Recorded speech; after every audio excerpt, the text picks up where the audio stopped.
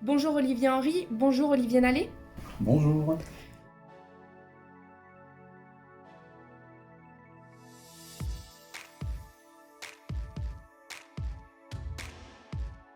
Pouvez-vous présenter la société initiale? Innover, accélérer, produire pourrait être le résumé de l'ADN d'Initial. On est fiers aujourd'hui d'accompagner nos clients sur le chemin de l'innovation. Ça fait 30 ans que Initial existe aujourd'hui, c'est maintenant 100 collaborateurs et 60 moyens de production différents qui permettent de s'appuyer en plus sur des certifications comme ISO 9001 et EN 9100. Et ça nous permet d'offrir une expérience sur mesure pratiquement à nos clients. Et ça va de la simple prestation à l'accompagnement complet sur des sujets de développement produit. Olivier Nallet, pouvez-vous vous présenter et nous expliquer votre cœur de métier? Donc l'EDAP TMS, c'est une société qui a 40 ans, qui a fêté ses 40 ans l'année dernière, et donc qui fabrique du matériel pour les blocs opératoires en urologie.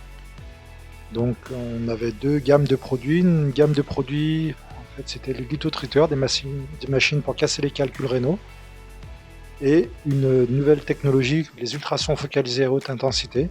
Donc c'est une technologie qui a été développée initialement pour traiter le cancer de la prostate.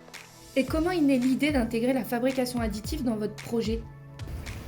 Donc ces pièces étaient initialement usinées et au fur et à mesure qu'on intégrait de la technologie dans ces pièces, on avait besoin d'accès, on avait besoin d'améliorer le refroidissement. Donc petit à petit, c'était des pièces qui étaient de moins en moins possibles ou intéressantes à être usinées. Donc il fallait trouver une alternative pour avoir plus d'accès, pour améliorer le refroidissement. Et donc petit à petit, l'idée de faire ces pièces en fusion métal s'est imposée. Comment avez-vous répondu à la demande initiale de votre client? À la base, on a réalisé des protos qui n'étaient pas forcément fonctionnels, qui servaient plutôt à valider une forme ou un encombrement. C'était d'ailleurs au départ des pièces faites en stéréolithographie ou frittage de poudre polyamide.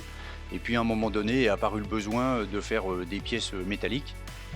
Et est-ce que vous pouvez nous en dire plus sur la technologie de fusion métal utilisée? La fusion métal a permis de répondre à ce besoin parce que en fait, la fusion métal permet de réaliser des formes et des fonctions qu'on ne peut pas forcément réaliser avec des procédés conventionnels, comme des canaux de refroidissement, enfin des formes très particulières qui ne sont pas possibles à réaliser avec de l'usinage. Et à qui s'adresse ce produit? Donc ce produit est utilisé par des urologues, mais in fine, c'est des patients qui en bénéficient en se voyant traiter leur cancer de prostate ou d'autres pathologies. D'autres pathologies sont en train d'être traitées avec cette techno, donc l'endométriose, le cancer du foie, le cancer du pancréas. Bon, ce sont encore des stades cliniques et ce sont des perspectives très prometteuses. Merci beaucoup pour l'interview. Merci.